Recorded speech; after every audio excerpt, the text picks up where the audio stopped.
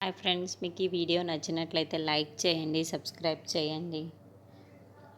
మహదేవయ్య తనను చంపాలనుకున్న వాళ్ళ దగ్గర వచ్చి, ఎందుకు నువ్వు నన్ను చంపాలనుకున్నా, ఇప్పుడు నా చిన్న కొడుకు ఈ పరిస్థితులు ఉన్నాడు అంటే దానికి గల కారణం నువ్వే, నిన్ను పెట్టెనురుగా అని చెప్పేసి తన గన్నును తీసుకొని షూట్ చేయబోస్తూ ఉంటాడు. ఇంతలో వాడు తప్పించుకుంటాడు. అది చూడగానే అక్కడున్న మహాదేవయ్య అయితే, ఇప్పటిదాకా మన ఇద్దరి మధ్య మామూలు తగువలే ఉండేవి, కానీ ఇప్పుడు చంపడానికి ప్రయత్నించావు కదా, నిన్ను ఊరికే వదిలిపెట్టను అని చెప్పేసి అంటూ ఉంటాడు.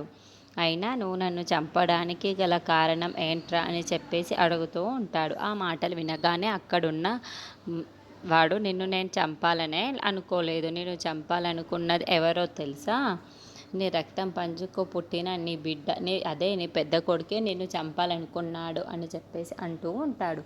ఆ మాటలు వినగానే అక్కడున్న మహదేవ్ అయితే ఒక్కసారిగా షాక్ అయిపోతూ ఉంటాడు. ఏంట్రా నువ్వు చెప్పేది నిజమేనా అని చెప్పేసి అడుగుతూ ఉంటాడు. ఆ మాటలు వినగానే అక్కడున్నవాడు మహాదేవయ్య, అవును, నేను నిన్ను చంపాలనుకోలేదు, నీకు పెద్ద కొడుకే నిన్ను చంపాలనుకున్నాడు అని చెప్పేసి అంటూ ఉంటాడు. ఇంతలో అక్కడ ఉన్న మహాదేవయ్య అయితే ఒక్కసారిగా షాక్ అయిపోయి బయటికి వస్తూ ఉంటాడు.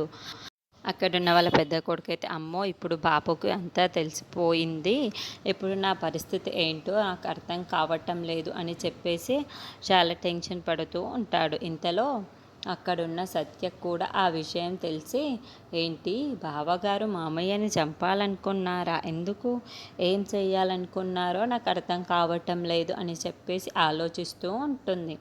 అయినా బావగారిని మామయ్యని చంపడానికి ఎందుకు అంత పన్నాగం పట్టారో అని చెప్పేసి అనుకుంటూ ఉంటుంది. అక్కడున్న మహాదేవ అయితే చాలా బాధపడుతూ అక్కడికి బయటికి వస్తూ ఉంటాడు.